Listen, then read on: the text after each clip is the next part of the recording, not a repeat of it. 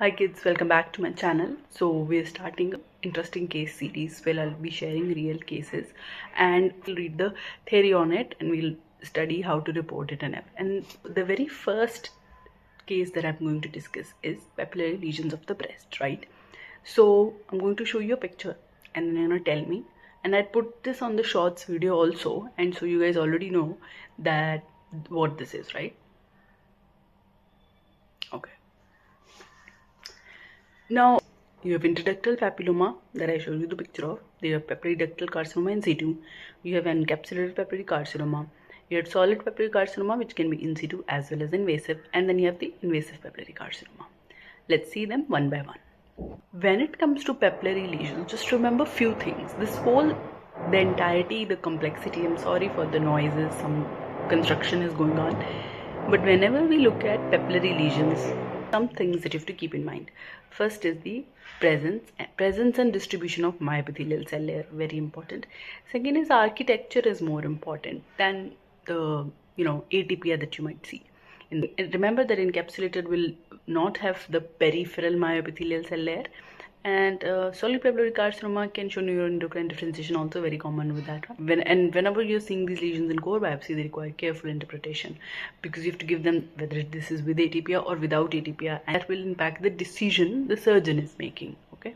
First of all, papilloma, it's a single lesion or multiple lesions. Usually single is central papilloma and the retroareolar region patient is presenting with some nipple discharge, etc.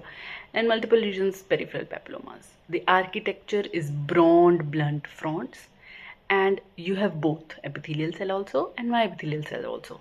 And they're heterogeneous. Epithelial cells are heterogeneous here. They are luminal cells, they are usual ductal hyperplasia, apocrine metaplasia, hyperplasia, all of these things you can see in these. And then you have the myepithelial cells. They are present throughout the lesion as well as at the periphery. Next we have is papilloma with ADH or DCIS. Again, can be single or multiple lesions. This is not papillary DCIS, remember. This is papilloma with some focal area of ADH or DCIS. So these will again be broad, blunt fronts. And then you have a papilloma, but along with that you have a region where you can tell that this is either DCIS or this is ADH. The background is again heterogeneous non-neoplastic population. And then myepithelial cells, they will be present throughout the lesion as well as at the periphery.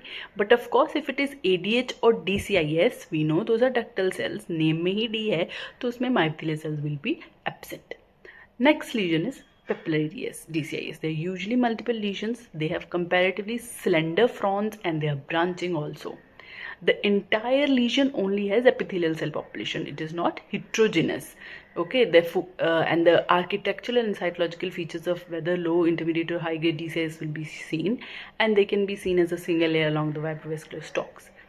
Remember, myepithelial cells will be absent in the main papilla because that main papilla here is DCIS. DCIS is the main papilla here, and so that will only have ductal epithelial cells, will not have myepithelial cells. But at the periphery, they will be attenuated, but they will be present. Papillary carcinoma, it is usually a single lesion, and there will be numerous slender fronts, sometimes branching. Peripheral, typically well-developed fibrous capsule you will see. That is why the name is encapsulated.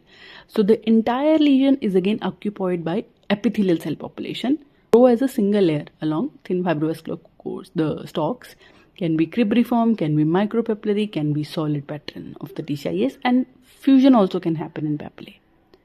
Myepithelial cells are present throughout the lesion because it's a ductal lesion, so why it will have a myepithelial cells, it won't. And as well as at the periphery. At the periphery also, encapsulated papillary carcinoma does not have myepithelial cells as opposed to papillary DCIS. That you have to remember: solid papillary carcinoma in situ, solid papillary carcinoma with invasion, invasive solid papillary carcinoma, and invasive papillary carcinoma. Now in situ, SPC in situ. So this is again consistent with an in situ pattern. So it can be single or multiple. It will be solid nodules. These are solid nodules, naam mein hai, and they are rounded, well circumscribed contours, and they have delicate fibrovascular stalks that you can see in between. The entire lesion only has epithelial cell population, The lesion itself is having epithelial cell population, and the features of any type of TCI is just in a solid manner. Epithelial cells can have a spindled appearance also. In SPC in situ, spindled appearance can be there. And again, very common is neuroendocrine and mucinous differentiation can happen. And myepithelial cells, they are present at the periphery of the tumor nodules, but they can also be absent around the tumor nodules, just like a in situ process. Next is the solid papillary carcinoma with invasion or invasive solid papillary carcinoma. They are both single or multiple lesions with an irregular contour and infiltrative growth pattern. So solid papillary carcinoma with invasion means that the invasive component exhibits features of the IDC, like we see any mucinous carcinoma or any other types of the ductal NST or any other type of the IBC. And invasive solid papillary carcinoma is of the solid papillary nodule with the ragged contours, and there is jigsaw pattern. The difference between them is that solid papillary carcinoma with invasion will have a ductal component, which will show like it. You have the SPC, along with that you have this invasion, which is the ductal component.